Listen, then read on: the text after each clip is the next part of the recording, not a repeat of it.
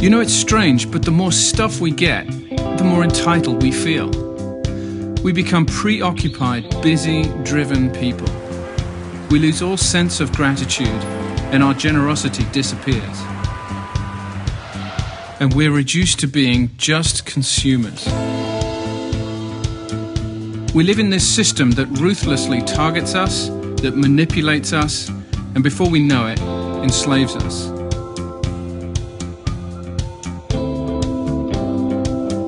And meanwhile, half of the world's population lives on less than $2 a day.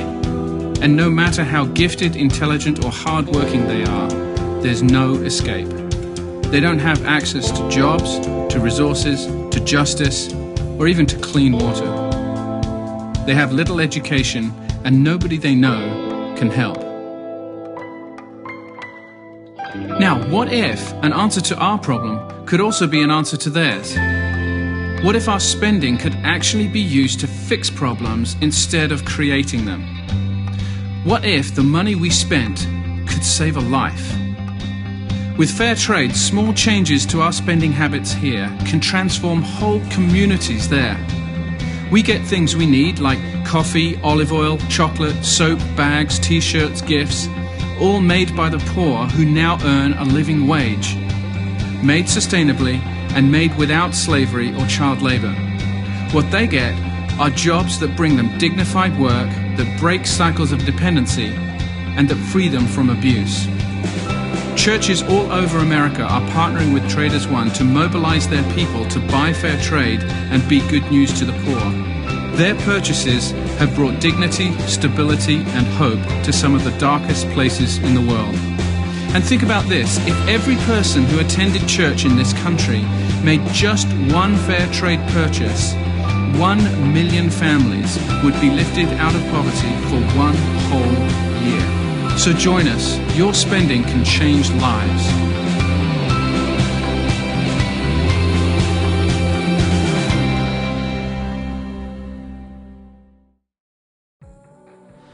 Hi there, my name is Kevin Matson, and I actually head up all of our church partnerships here at Traders One.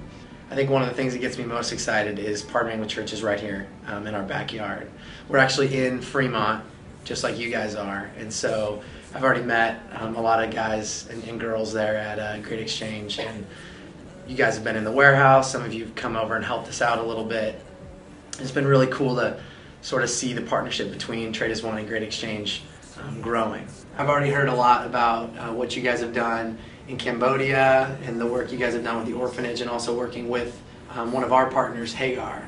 And so it's cool that even before we met, we were working on a lot of the same things. And so once we did meet, it just seemed like the most natural partnership, being in the same city and really caring about the same things. Specifically, it's really cool to partner at Christmas. And as I've been thinking about what we're trying to do together, I think it's trying to restore the original meaning and significance of the role that gifts played in the first Christmas. So if you look at those gifts, the wise men gave gold, frankincense, and myrrh.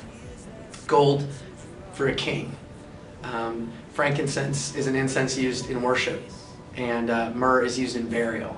So those gifts from the very beginning had incredible meaning and spoke actually prophetically to his life. And so I think what we're trying to do is to restore a little bit of that. I think the way we do that is not only through giving gifts that are really cool in and of themselves, but also giving gifts that have really cool stories behind them. Some of you this year, I'm sure, are going to be giving this chocolate, which is made by a group of farmers in Ghana, where 2/3 of the world's chocolate comes from, and the industry is just rife with child slavery and unjust labor practices. But in the middle of that, this organization has 120,000 chocolate farmers who work together and actually own the chocolate company. So not only are they paid fairly and not cheated and taken care of, and their kids are in schools and not out in the fields, but when this company makes money, it's these farmers in Ghana who are able to save and think about the future and plan for their children's education. Another example of gifts that folks at Great Exchange will probably be giving would be this rug, which is made by an organization called Beacon of Hope in Kenya. And this group works with women specifically that have HIV/AIDS. And they're facing not only the disease itself, but also the stigma surrounding it. And so hand weaving these rugs not only gives them a way to support themselves, but also gives them the dignity that comes with the job. And so these women who have been, for the most part, given up on by a lot of people around them, by the communities that they live in, now have a chance to contribute and succeed and support their families, all because people here in the United States have chosen to spend their money in a certain way. And then the last product I'll show might look familiar to you guys, but this is a bag made by the women of Hagar, who a lot of you actually may know personally, who've been rescued from commercial sex work, from sexual exploitation, from human trafficking. And these bags represent their way out, not just to get out, but to stay out.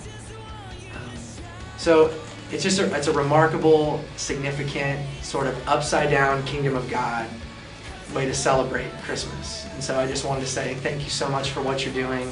I'm really excited about this partnership. I think it has a whole lot of potential. And I hope that this is just the beginning of Great Exchange and Trade as One working together on behalf of the least of these.